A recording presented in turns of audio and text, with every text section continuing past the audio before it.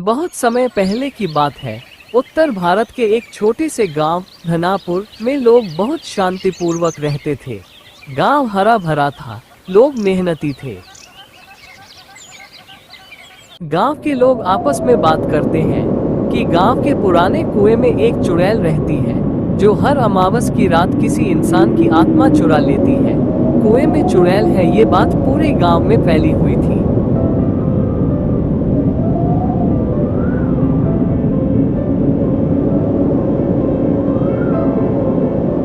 गांव के कुछ लोग चौपाल पर बैठे बातें कर रहे थे। गांव में शांति थी।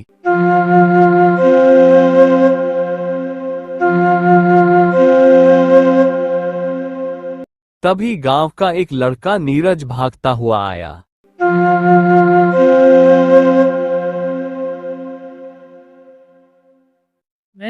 मैंने देखा कुएं के पास कोई औरत खड़ी थी, सफेद साड़ी में, और उसका चेहरा नहीं था।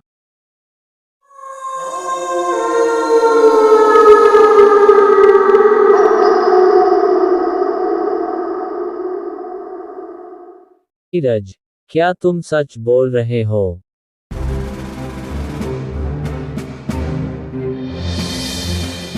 हाँ, मैं सच बोल रहा हूँ। मैंने देखा है उसे कुएं के पास। मैं झूठ क्यों बोलूंगा?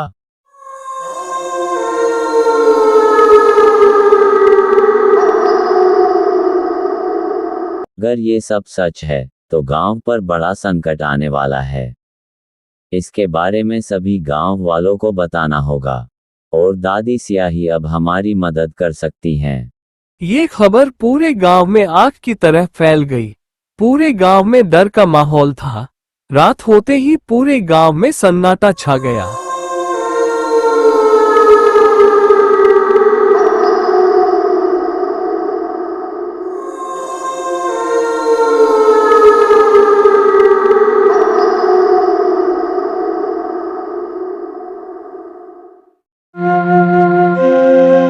गांव वाले इस संकट से निपटने के लिए दादी सिया के पास जाते हैं और दादी को सारी बात बताते हैं। अब वक्त आ गया है, वो लौट आई है, डाकिनी वापस आ गई है।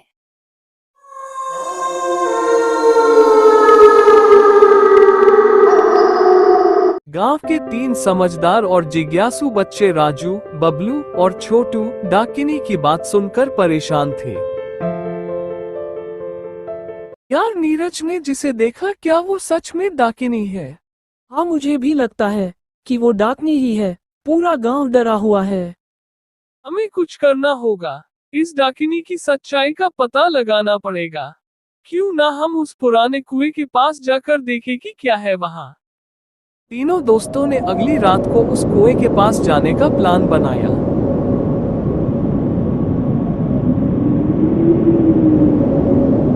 अगली रात तीनों दोस्त उस कुएं के पास पहुंचते हैं।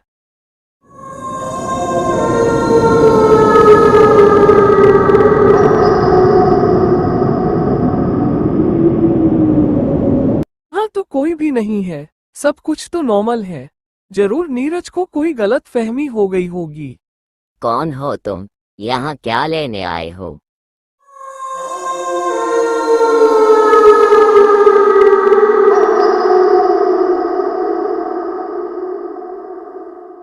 अचानक सामने आए चुड़ैल को देखकर तीनों दोस्तों की सीटी बीटी गुल हो गई और तीनों वहां से भाग खड़े हुए।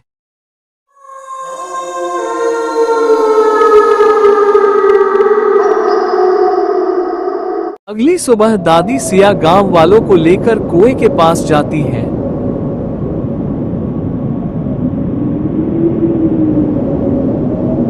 वहां वे कुछ मंत्र पढ़ती है और कुछ ही देर में कुएं से चुड़ैल निकलकर आसमान में समा जाती है और गांव चुड़ैल के डर से मुक्त हो जाता है।